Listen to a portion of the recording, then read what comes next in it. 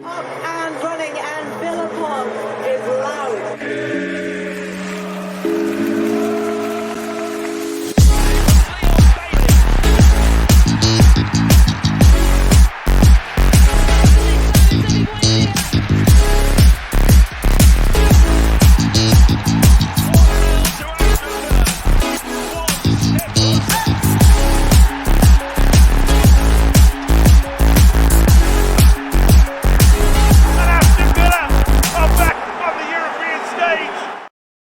Hello and welcome to the Villa Park podcast. It's me, Rich, and I'm back with another transfer talk roundup show.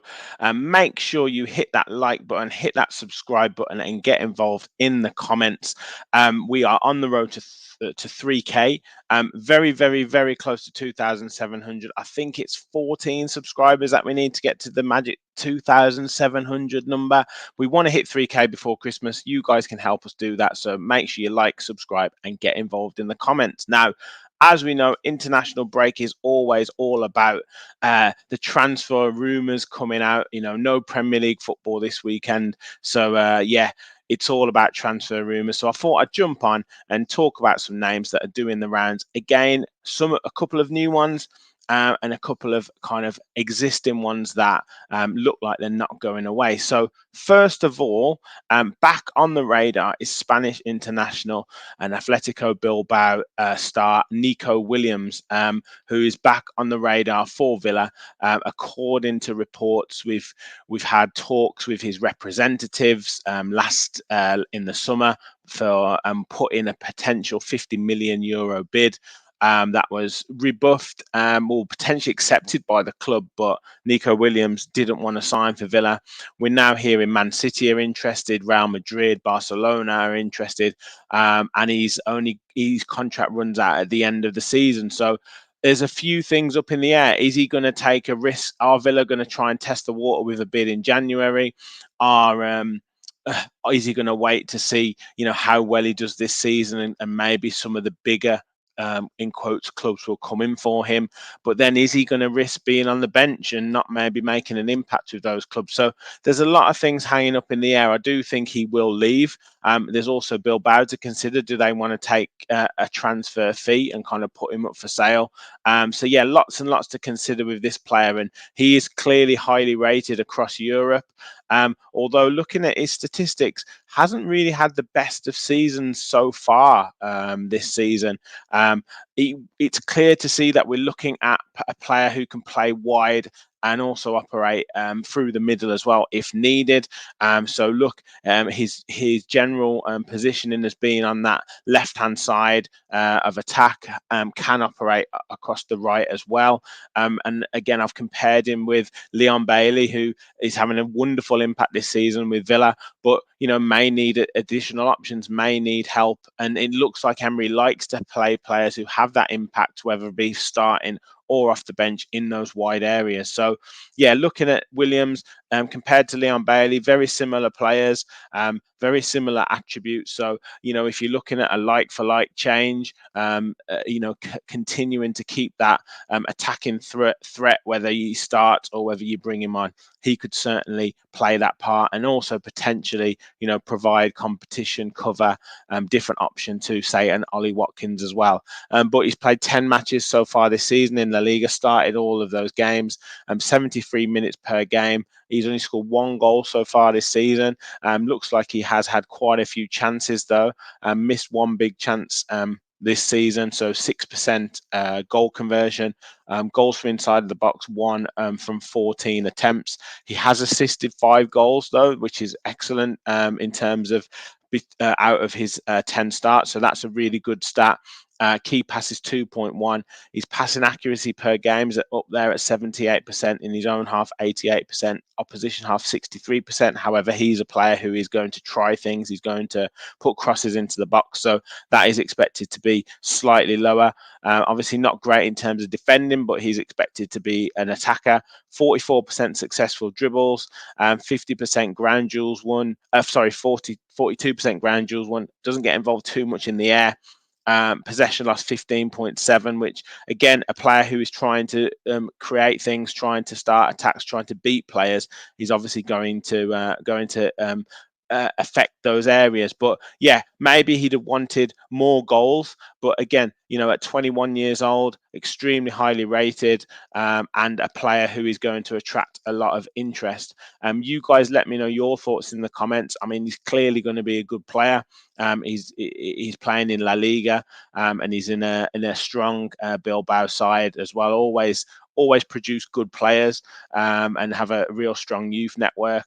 But are we going to try and steal a march on some of those quote unquote bigger clubs, like I say, and put in a bid in January to see if we can steal him? And also, Villa have had a cracking start to the season, and maybe if we can continue to be in and around the pack in January, he may see that as an opportunity. If we were around the top 6, to push us into that top 4 position. So who knows with him? But yeah, let me know your thoughts in the comments. I'm sure you'll all think he's a good player, but is it realistic for us to go after him? Now, another player who isn't at that level, but could be a potential, I guess, diamond in the rough, is Nicolai Vallys, Danish international, currently playing in Brøndby, 27 years old. He seems to have had a career that's gone through the levels, similar to, say, an Ollie Watkins type player, and played in the lower leagues in Denmark, had good seasons, pushed into like the kind of league equivalent of League One and the Championship, and now he's playing in the Premier League over there in Denmark. And yeah, he made his name at Silkeborg, where he played 88 times, scoring 26 goals. Then got a transfer to Brøndby, and he's currently there, and he's played 37 times and scored 13 goals. So I think it's the goal involvements and the effectiveness of his kind of contribution that is attracting a number of clubs. Apparently Man United are interested in him, as well as Aston Villa, and we've sent scouts over to watch him, and it could be a potential, I guess, what would it be, value transfer in terms of someone who could come in, hit the ground running. You're not necessarily going to get a huge sell on value for him. He's 27 years old, as I say. So it's not like you're signing a Nico Williams at 21 and then, hopefully they continue to progress and then you can sell them for more money. He's probably going to come in. This is obviously going to be the biggest move for him, and then he's looking to have a big impact when he comes in. But yeah, a wide player. He's 6'2", so carries a bit of height as well, which can be effective from set pieces. I'll look at him on SofaScore as well. So yeah, obviously predominantly down that left-hand side, comes into the middle as well. Again, a comparison with Leon Bailey. Maybe slightly stronger in that league in defensive and tactical awareness, but obviously, fairly comparative in terms of those attacking elements of the game. Again, looking at the league, you've got to take that into consideration. Is more of a forward, so could work as a foil, as I say, for an Ollie Watkins type player. And can play through the middle and come in from that left-hand side. But 15 starts, 86 minutes per game, 3 team of the weeks, 8 goals already this season. So he's on 0.5 goals per game. He has 2.3 shots per game.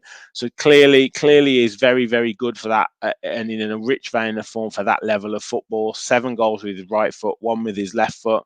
Has 2 assists as well so far this season. Has created 4 big chances. So I guess scouts are looking at him and thinking he's way too good for that level. He's way too good for the Danish Superliga.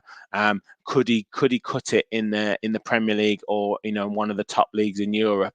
And would he be an option, to play in a squad, to come off the bench and make an impact in the Premier League? You've got a player who knows what it's all about. They know their own game. At 27 years old, probably happy to be in the Premier League, would be wanting to play in the first team, but would also be understandably content with coming on, making an impact, and being a really good squad player. And something we've talked about at Villa is, the last game in particular, we only made 1 substitution. That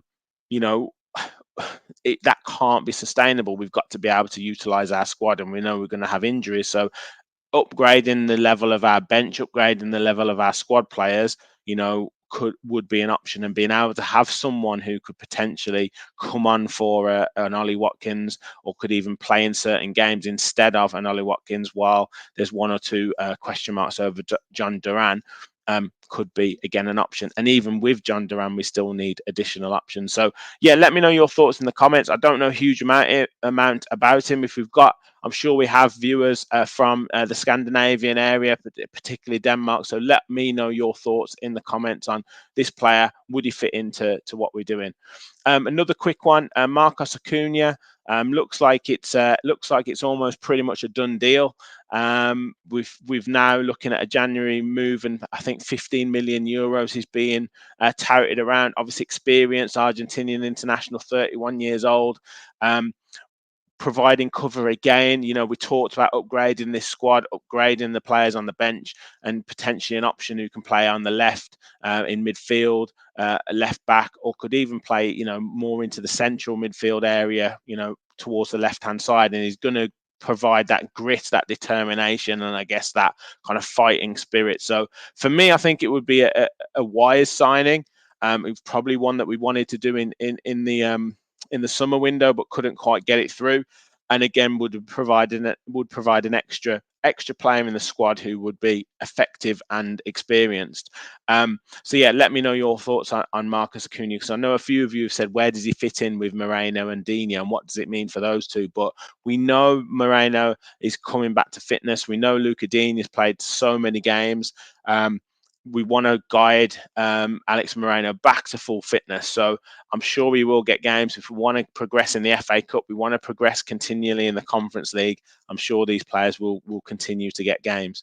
And finally, the rumour that keeps going every international break, it seems to gather more and more pace, with regards to more and more reports about him, is Douglas Luiz and Arsenal.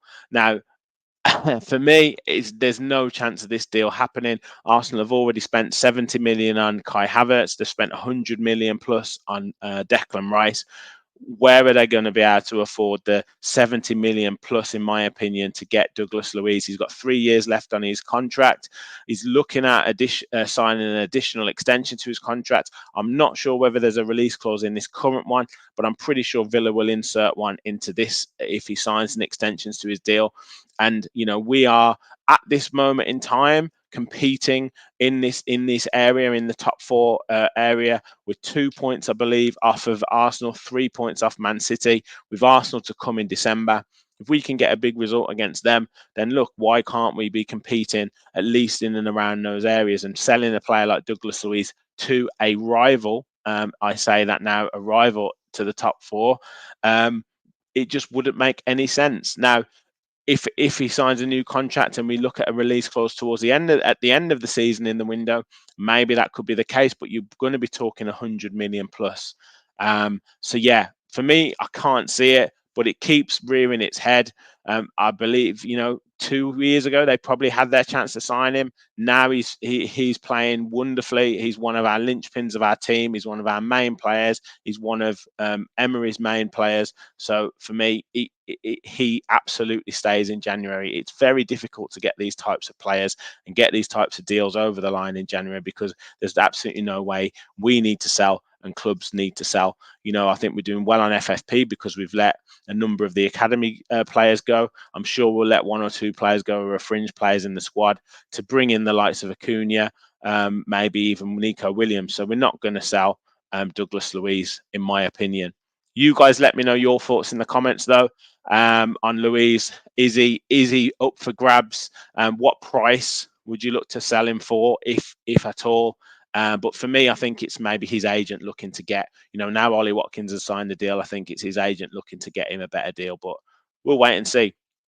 That's it for me with the transfer roundup. Like I said at the start, hit that like button, hit that subscribe button. Let me know your thoughts in the comments. I'm sure there'll be plenty more rumours to come in the next few days, so I'm sure I'll be back with a transfer talk show. We've got a very special show for you next week, a very special fans forum, so do keep an eye on all the socials for that. But as at the moment, thank you very much for watching, and as always, remember, we all follow the Villa. Thanks, everyone.